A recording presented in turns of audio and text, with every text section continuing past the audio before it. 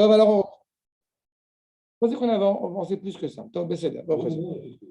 Omnam, les malas mikolze, yesh mala acheret, vei anevoa. On avait évoqué l'idée que vous avez cette notion de roi HaKodesh. Roi HaKodesh, si on va selon le Rambam, strictement selon le Rambam, le roi HaKodesh fait partie des 10 éléments, des 10 niveaux de Nevoa.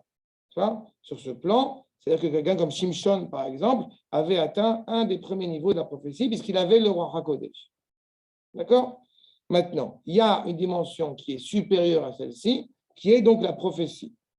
Veinyana, Shiagia Adam, Veit Kasher, Beboreit Barak Shemo, Veidabek Bo, Bedvekut Mamash. Point fondamental, au risque de répéter 15 milliards de fois, en français, le terme de prophète a une connotation problématique, puisque prophète vient au bout du compte annoncer un décret qui va avoir l'oracle grec. Et comme Baruch Hashem, on n'est pas grec, donc, en l'occurrence, ça n'a pas du tout de rapport avec cette notion de navi. Pas le navi, c'est quelqu'un qui est doué de parole. Qu'est-ce qu'on appelle la parole? Pour reprendre d'ailleurs, encore une fois, l'évidence, on parle d'esclavage, l'évidence de la réalité du projet divin tel qu'il est. Être doué de parole, c'est être animé par justement cette parole d'Akadosh Baruch Hu, grâce à ce lien intime qui nous relie à Akadosh Baruch Hu. Le fait que depuis 2000 ans, il n'y ait pas de prophétie, c'est une profanation du nom d'Akadosh Baruch Hu. Ce n'est pas normal qu'il n'y ait pas de prophétie. Ce qui est normal, c'est qu'il y ait la prophétie.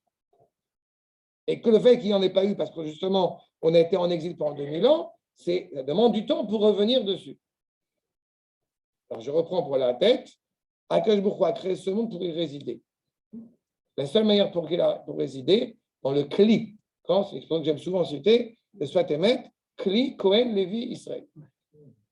Akadosh Baruch Hu, il réside dans ce monde pour l'âme Israël, par l'âme Israël, dans l'âme Israël. C'est le cœur. D'accord? Et c'est pour ça que le prophète, Niv, en hébreu, eh bien, c'est celui qui se rattache à Akadosh Baruch Hu.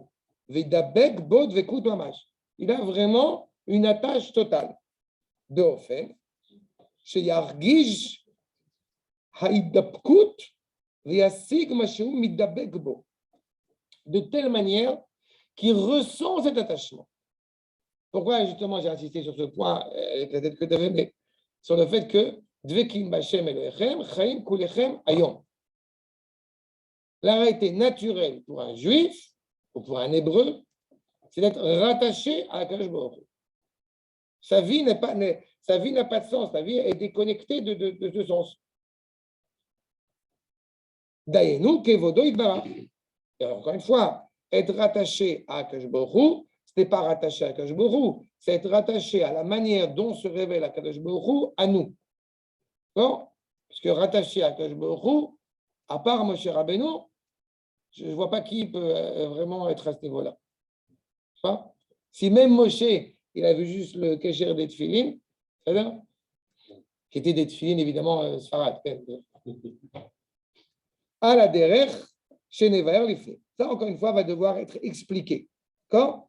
Mais il est clair que d'un point de vue déontologique, a priori, il y a une contradiction entre la possibilité d'être rattaché à Kadosh Baruch Hu et en même temps être vivant. J'ai bien dit. Je n'ai pas dit accomplir les mitzvot. Une contradiction. Oui.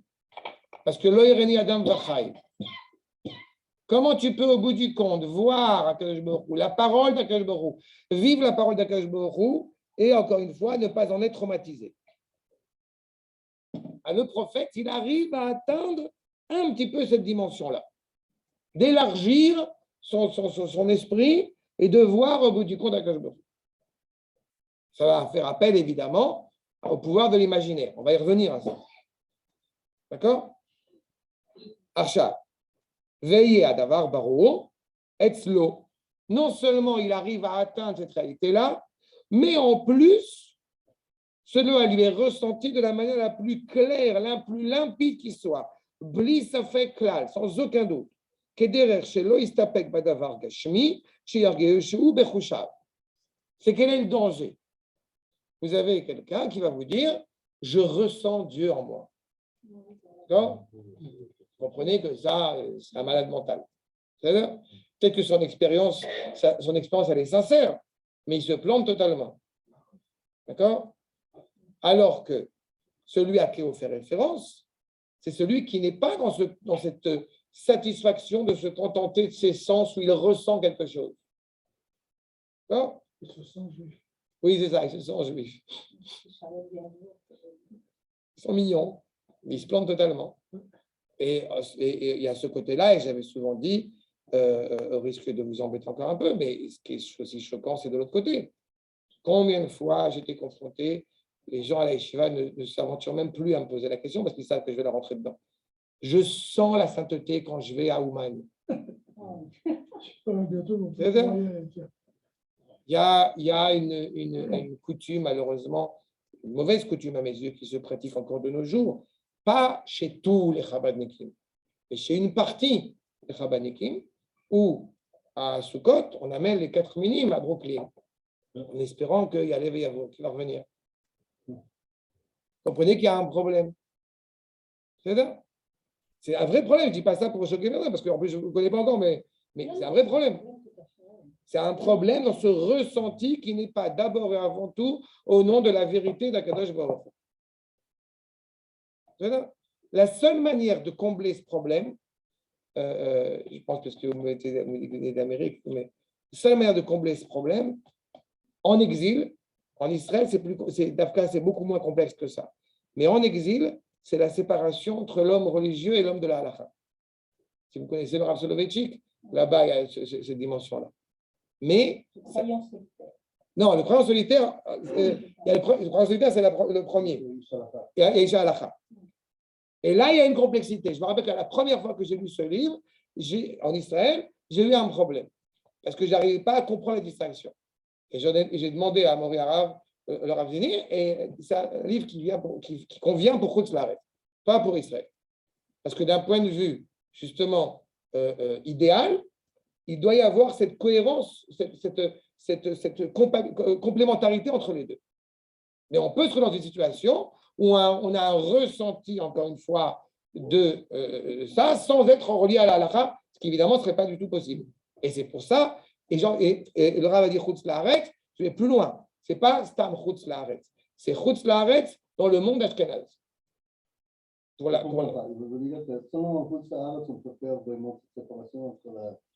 Je pense que c'est pas qu'on peut faire la séparation. Je pense que c'est tout le même problème qu'on a retrouvé dans plein de coutumes qui vont distinguer le monde ashkénaze du monde séfarade. Dans le monde ashkénaze, on a eu la problématique, comme vous le savez, de la chassidoute avec les mitnagdim. Dans le monde séfarade, on n'a pas eu ça. Et c'est pas un hasard qu'on n'ait pas eu ça. On n'a pas eu ce problème de la problématique de l'émotion, comme on peut l'avoir dans le monde ashkénaze. Et ce n'est pas chas v'chaïla contre le monde ashkénaze que je suis en train de dire maintenant. C'est par rapport à l'influence de la culture extérieure. Dans le monde ashkénaze, on a une influence dont on essaie de se protéger de la chrétienté.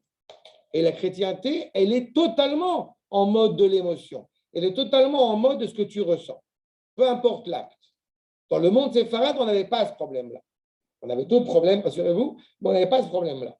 Je trouve que les gens qui sont très proches de Rav Ovadia et tout à fait dans le monde de la halakha,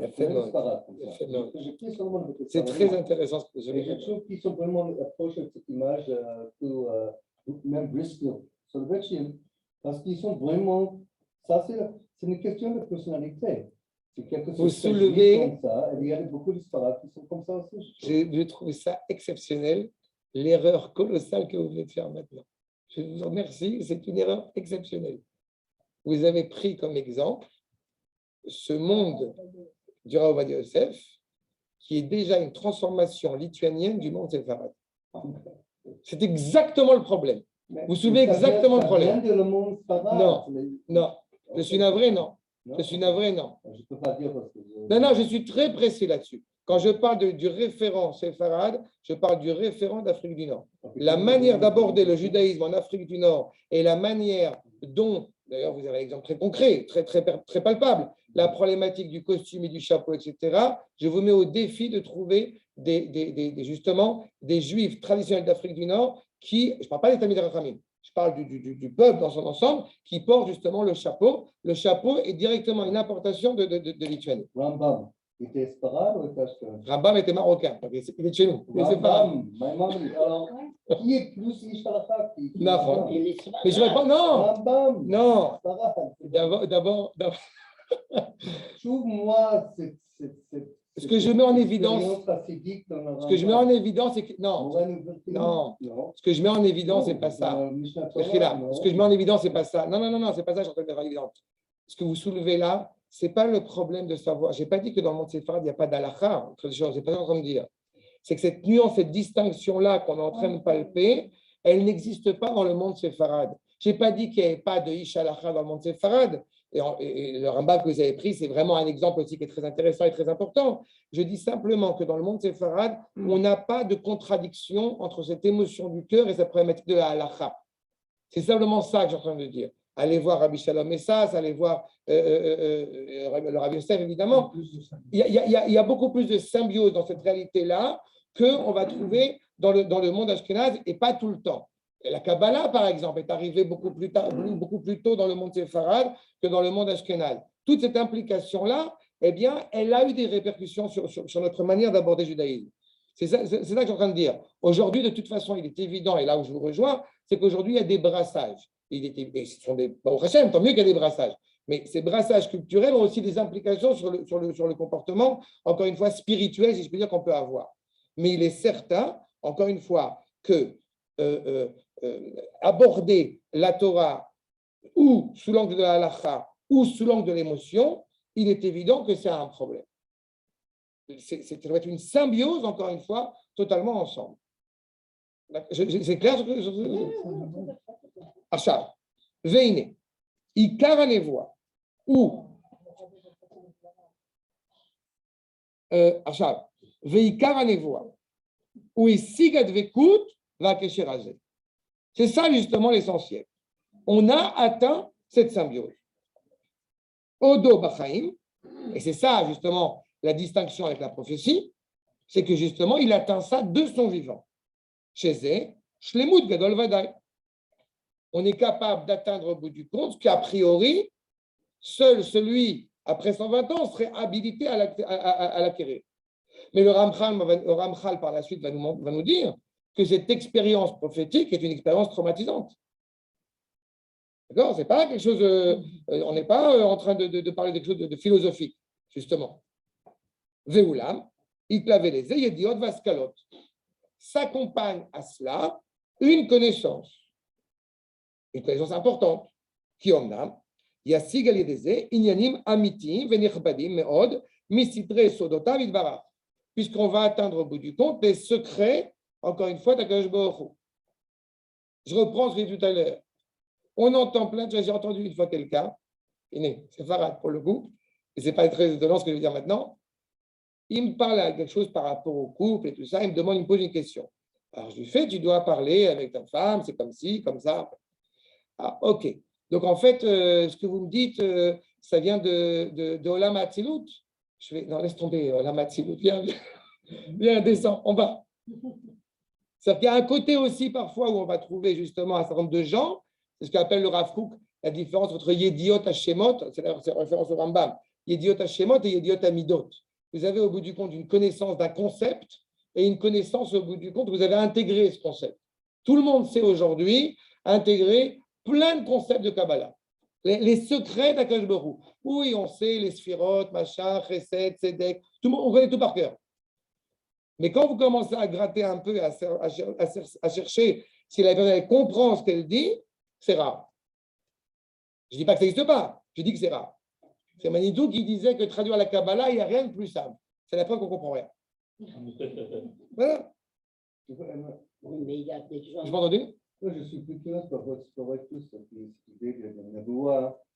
Pour le monde, même pour les personnes qui vivent dans le monde de la halakha.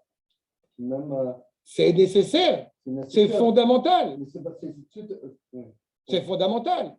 Il va le dire par la suite. C'est fondamental. On ne peut pas, encore une fois, atteindre la névoie sans être clairement, et on sait pertinemment, il y a une école de prophétie pour l'instant, on n'a plus de prophétie. Donc, on n'a personne qui peut enseigner la prophétie puisqu'on n'a pas de prophète pour l'instant, à ma connaissance. Mais il est certain qu'il y a une école de prophétie. Et dans cette école de prophétie, on apprend un certain nombre de choses. Le Rambam en parle sur le fait qu'on apprend la darbouka, le violon, ce que vous voulez, la musique, en tout cas, pour essayer d'éveiller les sens. Et aussi, il est évident qu'on est familiarisé avec la Torah, avec la halakha. Il y a des lois sur la névoie. Pas toute personne qui prétend être prophète, au bout du compte, elle est obligatoirement prophète. D'accord? Par exemple, un Soloveitchik, il parle de Nevoa. Le Vadaï. Quand on donne la créativité de Halakha, il dit que le monde de Halakha, c'est très, très, très créatif. On trouve le chidushim, on trouve toujours une nouvelle explication. Ça, c'est une expérience de Hidvatkut. Ça, c'est Ruach HaKodesh. Ruach HaKodesh. Et aussi de créativité. Ce que dit le Rav Soloveitchik. Le Torah vivant. Ce que dit le Rav Soloveitchik sur ce que vous voulez maintenant, ça relève du Chacham. Ça relève du Chacham. Ça relève du Chacham. Ça vient justement. C'est pas encore la névoie. C'est à un niveau exceptionnel. Oui. D'accord? Mais ça reste encore une fois. C'est l'idvak. Mais est-ce qu'il y a des névoies? Ça veut dire même. La névoie, elle peut arriver. Aujourd'hui, dans le sens comme on dit juif, on veut. Est-ce qu'on veut atteindre ça? Les gens aujourd'hui atteignent ce niveau. Est-ce qu'on peut l'atteindre?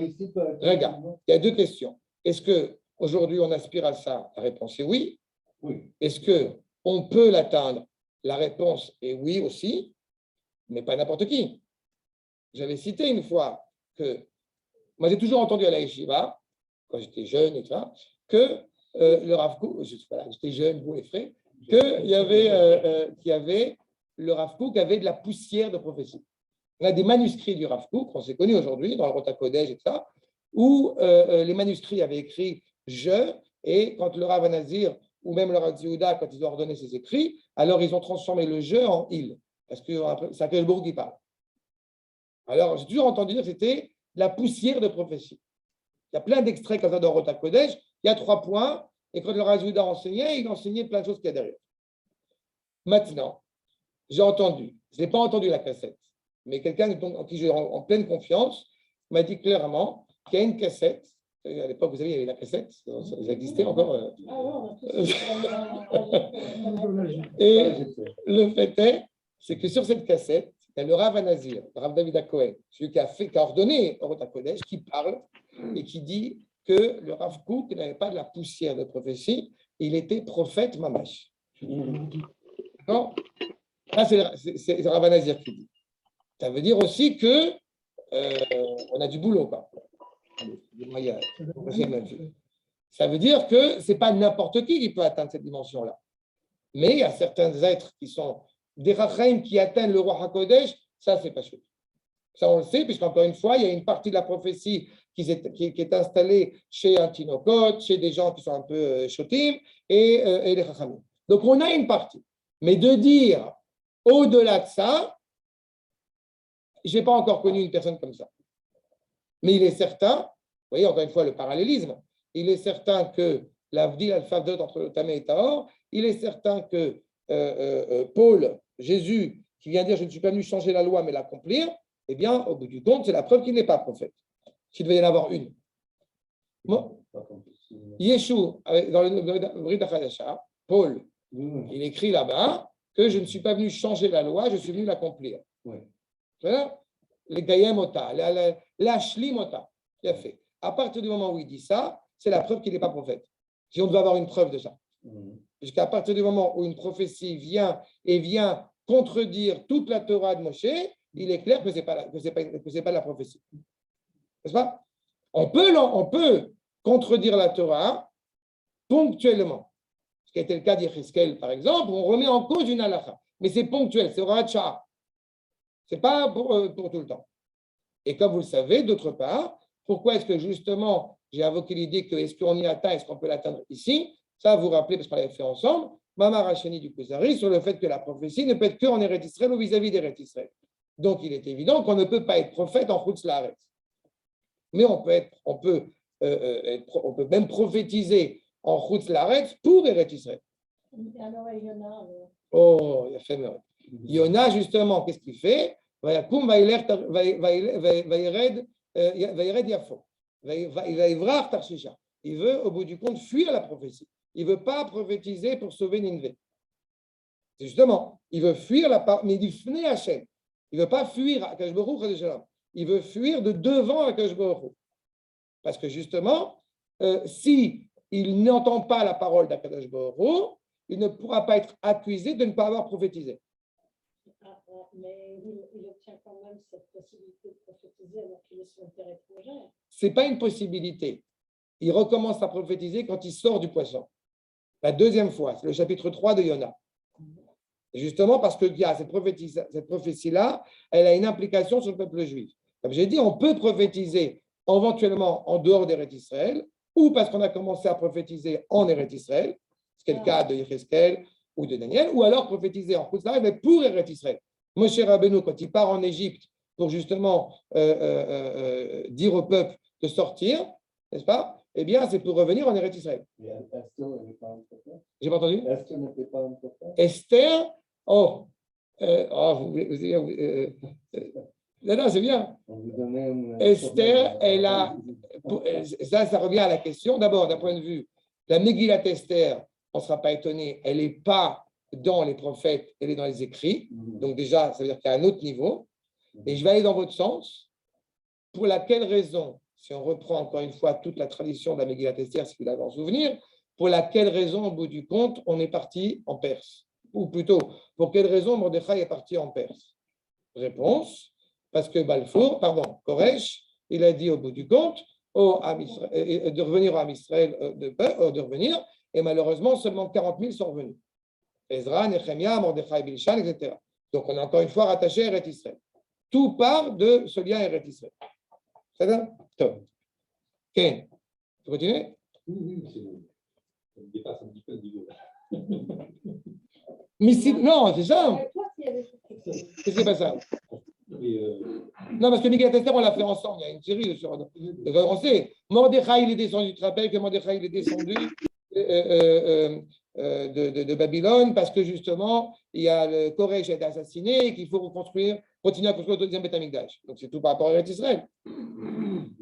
D'accord? Et pourquoi on ne fait pas actuellement des écoles de négo? Parce qu'il n'y a pas de prophète. Il faut enseigner. Non, mais souvent les prophètes, au début. Oui, mais le prophète, il faut qu'il y a. C'est un peu la poule et l'œuf. Ben oui, c'est ce que j'allais dire. Et Si on a des jeunes qui sont très très forts à la yeshiva. Si on prenait vraiment le top top, yeshiva et qu'on crée une école de négo, peut-être que ça marcherait. Il y a une yeshiva. Je vais te dire un truc. Il y a une yeshiva, la yeshiva de Mekoubalim de Bethel.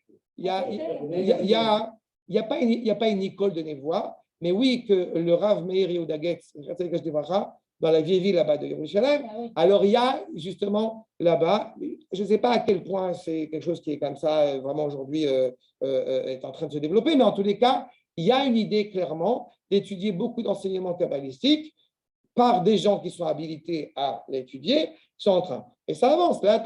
Je te rappelle qu'on avait fait sur les lettres Mishkan. C'est pas Malchut sur le fait qu'on a une voix. Alors Malchut, bon, on a une entité politique. Elle n'est pas encore évidemment de David, mais on a une entité politique. Un appareil judiciaire. On n'a pas encore l'appareil judiciaire, mais là, il y a des gens qui ne chôment pas et qui sont en train de réfléchir comment mettre en place justement une justice hébraïque, profondément hébraïque. La Keuna, on a de plus en plus aujourd'hui des gens qui commencent à réétudier. Déjà, le Chafetz Chaim, dans les années 30, il avait déjà évoqué l'idée de réétudier les Sefer Kedashim pour justement se préparer pour les sacrifices. Donc, on a aujourd'hui des gens qui commencent vraiment à donner cœur à vouloir bien connaître les lois, des Juifs avec le Machon Hamikdash du Rav Israël Ariel qui ont acheté les habits des Kohanim. Là, ça avance. Et le dernier stade, c'est la névoie. C'est-à-dire, on avance, mais ça prend du temps encore. En tous les cas, Veyasik Beverou, encore une fois, donc il va atteindre avec clarté Beverou, Bederecha Askala, Anishpat Shezachranu. Comprenez, c'est un point à chaque fois sur lequel il faut revenir. Bederecha Askala, on n'est pas chez les kabbalistes. On n'est pas chez les kabbalistes, Rabotai. Chaque fois, c'est le problème. Le kabbaliste, en français, c'est celui qui veut atteindre l'extase. Le Mekoubal, c'est celui qui est reçu là-haut, qui arrive à se réapproprier d'une certaine manière, l'expérience prophétique telle qu'elle était et telle qu'elle sera. C'est pour ça que c'est Bederech Haskala. Anishpat Zacharanu. Je veux recevoir la parole. Mekubal. Beyoter Koach. Mibal Ruach HaKodesh. Et donc supérieur à cette dimension de Ruach HaKodesh. Kemo Shenevaer Od Be'Sedat Ishmael. Comme le Rav va continuer à l'expliciter. D'accord? Pour que vous compreniez bien, encore une fois, l'image de ces niveaux, c'est au bout du compte, il y a un mur et voilà, il y a un mur. Deuxième niveau, il n'y a pas de mur, mais il y a une fenêtre à double vitrage. Et il y a un rideau aussi devant. Troisième niveau, le rideau, il n'est pas opaque. Quatrième niveau, la fenêtre, elle n'est pas double vitrage. Cinquième niveau, il y a un trou. Et sixième niveau, c'est Moshe Rabbeinu. D'accord? Vous avez comme ça. Donc, au bout de qu'est-ce que tu as entendu? Qu'est-ce qu'il t'a dit? Tu vois? La fameuse expression du Rav Gad Elmaleh sur la radio qui capte et celle qui ne capte pas. C'est exactement ça. D'accord? Ah, Gad Elmaleh, oui, c'est un French humorist, Gad Elmaleh. Mais vous avez compris l'idée. Alors, puisque hey, mais je suis navré pour ceux qui ont truc, je mets un peu d'humour dans le temps. Pour un peu. Tov, alors, Derech Hasaga Tanavi, puisque hey, Derech Hasaga Azot, ou Shetie Aliedei Emsaim. Comment est-ce qu'on peut atteindre cette prophétie? Alors, on peut atteindre cette prophétie par, justement, je vais dire traduction littérale, par des médiateurs, par des moyens. Premier moyen, la mitzvah. D'accord? C'est uniquement, est-ce que la mitzvah est une finalité en soi ou non? Et tout dépend de qui on parle, de quoi on parle. Ça veut dire, d'un point de vue de l'homme, la mitzvah doit être considérée à la fois comme un moyen et à la fois comme une finalité. D'un point de vue du Créateur, la mitzvah n'est qu'un moyen. D'accord? Et je suis très prudent dans ça parce qu'on avait déjà un petit peu évoqué ensemble, au risque de me répéter, sur le fait qu'en aucune manière, la mitzvah n'est pas un symbole. En aucune manière. Seulement, il est clair que quand je fais une mitzvah, je ne suis pas en train de ce que j'appelle les samnev. Je ne suis pas, au bout du compte, en train de cocher, c'est bon, j'ai accompli ma béa de la journée. Non. La mitzvah, c'est l'opportunité pour moi, en accomplissant cet ordre d'Akadosh Baruch Hu, de m'unir avec lui. Safta. D'accord? Donc, ce Emsaï, c'est ça. Ça va de la plus petite mitzvah à la plus grande. Qu'est-ce qui est défini, qu'est-ce qui est petit, qu'est-ce qui est grand? C'est pas moi. C'est ce qui nous apparaît comme étant, disons, plus facile à gérer ou moins facile à gérer. Excusez-moi, monsieur Robin, mais est-ce que à ce moment-là, la question, c'est la quantité, alors, n'est pas forcément importante. Normalement, on doit faire mais à ce moment, la quantité est peut-être moins importante que la qualité de la manière dont on remplit la mitzvah. D'abord, il y a deux choses. La première, c'est qu'un être individuel ne peut pas accomplir 613 mitzvot. À moins qu'il soit Cohen, Lévi, Israël, femme, homme. Ça existe à l'Eurovision, mais ça n'existe pas en vrai. D'accord? Deuxième point, la qualité, la motivation de la mitzvah, elle est nécessaire. Elle est pas nécessaire. Elle est judiciable. Elle est pas judicieuse. En plus, mais pas pour cautionner la valeur de l'acte. D'accord? L'acte en tant que tel, il a une application dont on comprend ou on ne comprend pas le sens. On ne sait pas toujours, quand au bout du compte, on met son pantalon avec la jambe droite avant la jambe gauche, etc. Ou on ne sait pas toujours, au bout du compte, pourquoi est-ce que c'est aussi important et aussi précis. Mais pourtant, la halakha le demande. Donc, on sait pertinemment que si la halakha elle a demandé, si nos chacham vont demander, si la Torah, si les Mekouba vont demander, ça veut dire qu'il y a un sens, il y a une implication sur la manière de voir la réalité. D'accord? Et il est évident que plus on va se rattacher au sens, éventuellement, encore une fois, dans la mesure du possible, de cette mitzvah, plus on va y adhérer encore plus. Mais il est certain qu'on sait pertinemment que quand on va manger tel ou tel produit, on ne sait pas du tout les implications et les influences que ça a. En tout cas, pas à court terme. Si on mange un pot de Nutella quand on a 15 ans, on ne sait pas forcément qu'est-ce que ça va avoir comme implication à 40 ans. Et pourtant, je crois que ça en a. J'en témoigne. Pour le manger à 40 ans. Ouais, D'accord. c'est surtout ça. C'est vrai. Bon, d'un point de vue spirituel, c'est un peu la même chose. Les choses qu'on fait, mais encore une fois, on développe cette qualité, cette maturité, etc. Mais il est clair que c'est ça. C'est comme le Rambam, quand il dit dans Moreh Nevuchim, que beaucoup, semble-t-il, malheureusement ont mal compris, quand le Rambam dit que manger cachère, c'est bon pour la santé. Alors les gens, ils ont dit, tu vois, il a dit ça, alors qu'aujourd'hui, ce n'est pas d'actualité, puisque aujourd'hui, on n'est pas forcément en mauvaise santé parce qu'on a mangé pas cachère. Ce qui est faux, d'ailleurs, entre parenthèses, c'est une absurdité. Mais on sait pertinemment, d'abord parce que, naturellement, celui qui veut contrôler le Rambam, qu'il aille chez sa mère, mais en plus de ça, parce que le Rambam, quand il dit ça, il faut comprendre le sens qu'il a voulu indiquer. Le Rambam, quand il indique cela, il dit clairement que ce n'est pas bon pour le Nefesh d'Israël, avec cette notion de la Neshama et du corps d'Israël.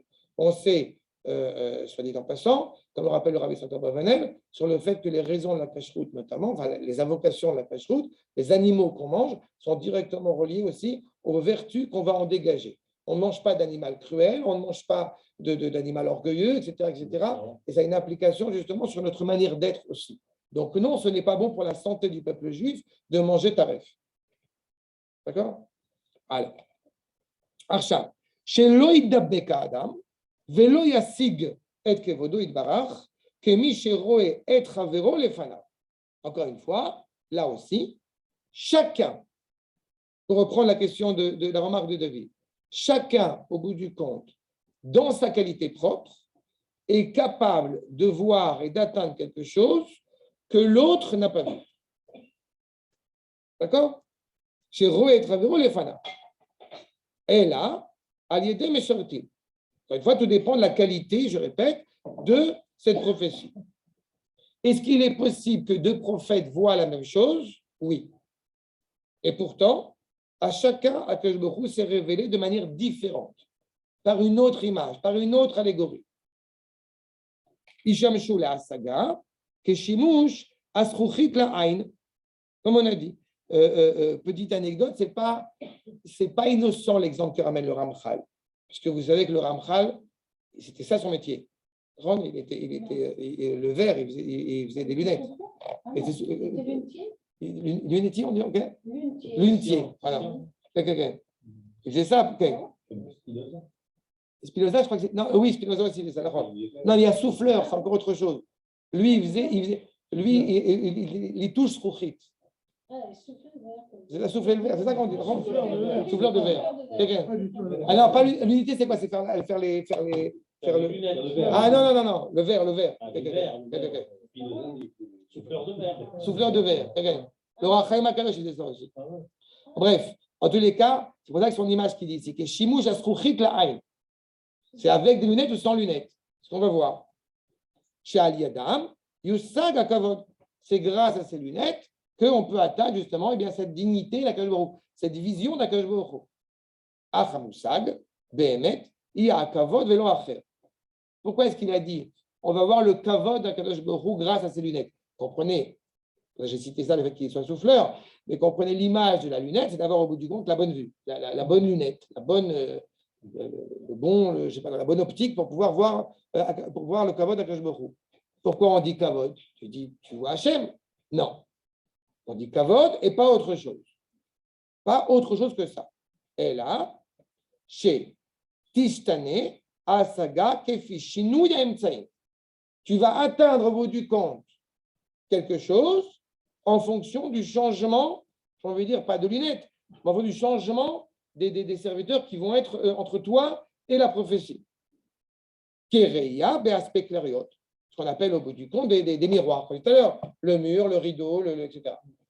Plus on est élevé, plus on va voir directement. Moins on est élevé, moins on va voir directement. Qu'est-ce qu'on parle d'élévation et d'érudition? On ne parle pas justement que d'érudition. L'érudition est un fait, mais on ne parle pas que de l'érudition. Il est clair qu'on parle de qu'est-ce qui va distinguer un prophète d'un autre prophète, et ça on y reviendra aussi par la suite, c'est à la fois cette capacité intellectuelle et la valeur des midot. Il est évident qu'un être qui serait dénué de valeur morale ne pourrait pas être prophète. D'accord? J'attends la question que vous allez me poser, évidemment, vous allez me contredire. Pas gentil. Bilam. Alors, C'est toujours le contre-exemple. Bilam est, selon le Rambam, n'était pas un prophète. Première possibilité. Autre possibilité, même cette prophétie qui était là, entre guillemets, comme justement, elle était là pour être un archétype du contre-exemple. Mais en fait, Bilam, c'était ponctuel. Ce n'est plus lui qui dirigeait à ce moment-là. Le prophète ne perd pas sa dignité par rapport à ce qu'il est. C'est-à-dire que c'est justement parce que Bilam est un être profondément immoral qu'il n'aurait pas pu faire. Il était tellement dénué de morale. Il n'est pas immoral, il est dénué de morale qu'il n'aurait pas pu dire autre chose que ce qu'il a dit. Mais comment pourrait-il possiblement recevoir Un tel privilège, tel mérite. En étant quelqu'un de si bas? Alors justement, comme la dernière fois on avait parlé de l'Avdil du Rav Yehuda qui avait énoncé des paroles prophétiques sans savoir qu'il avait dit des paroles prophétiques, un prophète ne sait pas forcément qu'il est prophète. Mais pourquoi l'Éternel choisit un récipient pareil? Parce que malheureusement, il y a besoin, c'est une très bonne question, parce que parfois, malheureusement, les Juifs ont besoin de quelqu'un de l'extérieur pour leur faire comprendre ce qu'ils sont. C'était ça qui est très, très problématique. Je cite souvent cet exemple qui m'a toujours beaucoup perturbé sur le fait qu'un journaliste en Israël, quand le pape arrive en Israël, alors le journaliste dit « le pape arrive sur Eretz HaKodesh ». Mais il dit comme ça, en hébreu, Eretz HaKodesh. Et on lui demande « mais toi, tu habites où ?» « Non, non, moi j'habite dans l'État d'Israël. » Je n'ai pas compris. Tu es en train de dire que pour le pape, ça s'appelle la terre de sainteté, et pour toi, non. On a un problème.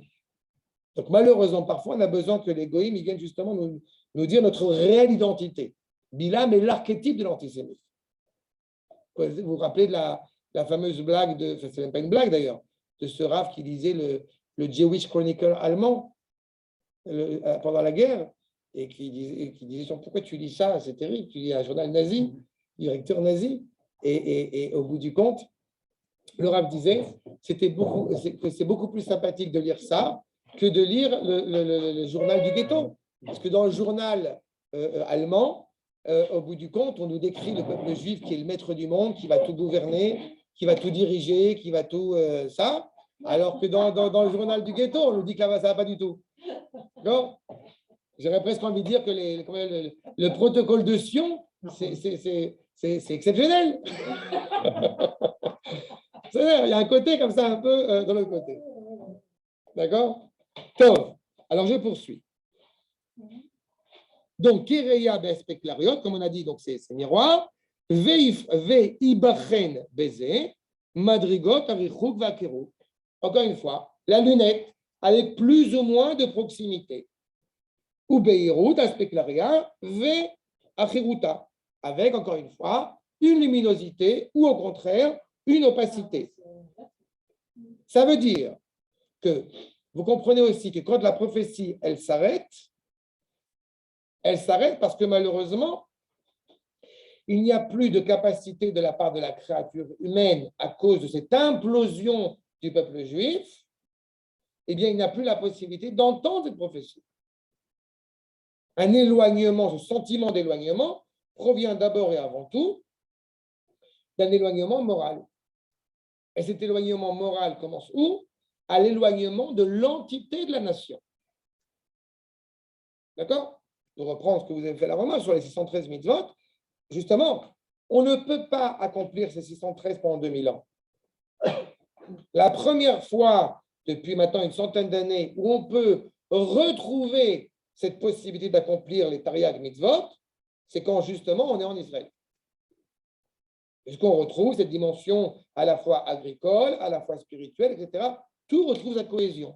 Donc, puisqu'il y a une unité, donc la prophétie peut retrouver. D'accord? Ok. Il nous reste, il est déjà 8 heures, mais je veux profiter de vous livrer, voilà, juste 2 minutes qui va nous permettre d'être une illustration à ce que j'évoque avec vous. Le Rav dans Oroth. Le Rav dans Oroth. Parce que je pense que par rapport à cette dimension de la prophétie, justement, où est-ce que j'ai mis c'est ça, voilà. C'est dans Israël Vetriato. Je vais économiser du temps par rapport à faire un partage d'écran sur ça, Mais je vais lire quelques passages rapidement. Vous comprenez aussi la problématique de cette prophétie, justement, qu'on est en train d'évoquer. Nous dit le Rav Kook. Kol atarbut azmanit bnuya alisod koach hamedame. Un des problèmes, justement, qui est factuel, à savoir que toute culture, pour traduire littéralement, toute culture ponctuelle, elle est construite sur la force de l'imaginaire. D'accord? En français, quand on parle, je vous rappelle, quand on parle d'art en français, l'art, c'est la racine d'artifice. On est dans quelque chose de totalement artificiel, justement, extérieur. C'est très intéressant de se rappeler que l'art en hébreu, c'est omanout. C'est rattaché à autre chose. C'est rattaché à Emouna, justement. Donc, on est rattaché à une fidélité d'un projet. Ce rapport à l'imaginaire dans la culture occidentale, pour commencer, et particulièrement chrétienne, justement, on est dans l'imaginaire. On est dans la sensibilité, justement. D'accord? Les édifices, la bâtisse, qui n'a jamais entendu parler des bâtisses chrétiennes qui sont belles par leur architecture. D'accord? Mais c'est ponctuel. Zoï, Moreshet Goralam, Aelili. Tout ça est héritier de leur patrimoine idolâtre. Pourquoi est-ce que dans cette culture occidentale, voire chrétienne, justement, eh bien, on s'émeut d'une telle bâtisse? Parce que ce qui est important, c'est de s'émouvoir de la bâtisse, du rapport extérieur, de la statue. Toute la culture idolâtre, elle est basée là-dessus. Vous comprenez que quand on est, c'est le Rambam qui parle de ça, sur le fait qu'il faut deux éléments essentiels pour que la prophétie puisse exister. L'un, la dimension de l'imaginaire. Deux, une autre élévation intellectuelle, une autre élévation de l'esprit. S'il n'y a pas l'un ou s'il n'y a pas l'autre, alors on a un problème. Ça veut dire aussi que quand on revient en Israël, alors on va progressivement essayer de se réapproprier cette expérience prophétique. Mais le problème c'est que si on n'est pas encore habilité intellectuellement à se réapproprier cette expérience prophétique, alors on va développer l'imaginaire. Puisqu'il y a une volonté d'atteindre cette dimension prophétique. Mais l'imaginaire sans la dimension intellectuelle, vous comprenez qu'elle est problématique. Et l'imaginaire sans la dimension intellectuelle toranique, si je puis dire, elle nous amène à l'idolâtrie. Maintenant, je ne vais pas être masochiste. Parce que ça va aller sortir, ce que je veux dire maintenant, ça va aller sortir de ça. Plus il y a de l'idolâtrie, plus ça veut dire qu'on avance. Vous comprenez qu'il y a un truc terrible là-dedans. À partir du moment où il y a une situation de fait, la volonté d'Akadosh Baruch Hu, c'est de parler avec la créature. En l'occurrence, parler avec la créature d'Israël. Le Ham Israël revient sur sa terre, donc Akadosh Baruch Hu veut parler avec sa créature. Sa créature n'est pas encore habilitée à pleinement entendre sa parole. Mais elle a un désir de lui parler. Mais elle n'a pas la capacité intellectuelle à lui parler. Il nous manque un élément dans le paramètre. Donc, tu n'as qu'un élément. En l'occurrence, tu as cette capacité imaginaire. Et cette capacité imaginaire, comme j'ai dit, dénuée d'intellect, elle est problématique. Pendant 2000 ans, tu n'as pas d'imaginaire suffisant et d'intellect suffisant pour pouvoir, ou tu as l'intellect, mais tu n'as pas d'imaginaire. Tu reviens en Israël, tu développes cet imaginaire. D'accord? Il a bien fallu que des gens, les pionniers, il a bien fallu qu'ils aient une force d'imagination exceptionnelle pour pouvoir reconstruire Eretz Israël. N'est-ce pas? Mais ils n'avaient pas forcément la Torah avec. C'est ça qu'il est en train de nous dire. Donc, à cause de cette problématique d'idolâtrie qui a amené la philosophie et tout ce qu'elle a, et beaucoup de problématiques, justement, où il n'y a pas cette capacité morale, intellectuelle de Torah, alors il faut se méfier de l'imaginaire. Ça veut dire que les pionniers considéraient Israël comme idole. Non, je dis que cette dimension imaginaire, avant même de donner sens à cet imaginaire, c'est très important, je vais le dire à l'oral parce que c'est vraiment très important. Cette capacité à développer, encore une fois, le pouvoir de l'imagination, ce n'est pas quelque chose que tu acquiers, c'est quelque chose que tu as en toi. D'accord? Dans les 8 chapitres du Rambam, on a plusieurs forces. L'une d'entre elles est cette capacité à imaginer. Cette capacité à imaginer, elle est inhérente à l'homme. La question de savoir comment tu vas la développer, comment tu vas lui donner force. Donc, D'accord? avant d'arriver en Israël, Bien sûr. bonsoir. Et c'est donc avant d'arriver en Israël, parce qu'autrement, tu n'arriverais pas en Israël. Mais Si tu évidemment, n'avais pas eu cette prophétie avant d'arriver en Israël, tu n'arriverais pas en Israël. exactement, exactement. Alors, ce n'est pas la prophétie, mais en tout cas, c'est animé par un souffle d'expression de sainteté. Si tout le peuple entier aux quatre coins du monde a décidé de revenir en Israël, c'est qu'il y a une étincelle de prophétie qui l'anime pour revenir en Eretz Israël. Mais au-delà de ce rapport prophétique, je reprends, une capacité à imaginer, une force d'imagination qui est importante. Seulement, comme j'ai dit, cette force d'imagination, eh bien, si elle n'est pas animée par la Torah, elle peut nous amener à des terrains sinueux. Monsieur Rabbin, on pourrait dire, par exemple, c'est pourquoi il était très important que celui qui a conçu le projet, éventuellement, enfin même nécessairement, d'établir l'État d'Israël, c'est Herzl, quelqu'un qui était complètement sorti du monde juif, qui était un esthète autrichien, qui fréquentait l'aristocratie, etc. Il était très très loin de tout cela et malgré tout, dans des circonstances, oui, il a eu de l'imagination, pourrait-on dire que Qu'il ait eu de l'imagination, c'est certain. c'est ça c'est parce qu'il avait cette imagination sans arrêt qu'il a pu se projeter et voir la nécessité de la renaissance d'Israël sur sa terre. Alors, vous m'amenez sur un autre terrain. Vous m'amenez sur un autre terrain. La première, c'est que je vous encourage à voir le cours sur YouTube que j'ai fait, parce que ça va un petit peu justement, comment dire, remettre les pendules à l'heure. Non, parce que tout le monde sourit, parce que tout le monde l'a vu, tout le monde sait, on en a parlé ensemble. Herzl n'est pas du tout sorti. D'accord? Herzl a dit des choses absolument exceptionnelles, a fait des choses exceptionnelles, mais justement, lui-même, je ne sais pas à quel point il était conscient d'avoir dit des choses exceptionnelles. Justement, vous avez pris un très bon exemple de cette capacité imaginaire qui, même inconsciemment, elle est rattachée au bout du compte à Akadosh Baruch Hu. C'est un homme, je ne parle pas de tous les hommes qui ont forgé l'État comme lui, mais dans son cas à lui, c'est un homme exceptionnel. Et on a des textes.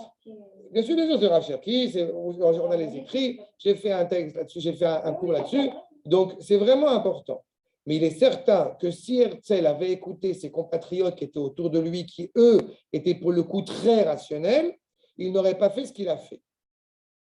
Je cite souvent malheureusement, mais évidemment, mais évidemment, mais je cite souvent malheureusement un des contemporains de son époque, un rabbin, en l'occurrence un rabbin à Paris, qui lui dit clairement que le peuple juif est mort. C'est un rabbin qui parle. Et c'est un grand rabbin, en l'occurrence, qui parle. Il lui dit clairement, le peuple juif est mort, ne restera que son souffle. Herzl est venu chercher au bout du compte chez des gens le soutien à son projet, combien ils s'en soucient, et il parle clairement en plus dans des mots qui sont d'une noblesse, mais d'une émotion absolument exceptionnelle, et au bout du compte, son projet, justement, dépasse l'entendement aux yeux de beaucoup. Donc oui, mais je ne parle même pas dans la problématique de la prophétie, qui est déjà, encore une fois, un premier niveau de Ruach HaKodesh. Il n'en demeure que cette capacité à développer ce sentiment, cette vertu, cette qualité imaginaire, elle doit être intimement reliée à la Torah. Quand les Chachamim ont vu les dangers de la Avodah Zara, les dangers de l'idolâtrie, ils ont justement essayé de prier et d'œuvrer pour mettre fin à l'idolâtrie. Mais en mettant fin à l'idolâtrie, d'une certaine manière, on peut aussi mettre fin à cette imagination. Vous comprenez que c'est dangereux. Mais on a préféré mettre fin à l'idolâtrie pour empêcher les implications dramatiques qu'elles ont données, plutôt que de laisser cours cette imagination et là où elle va mener.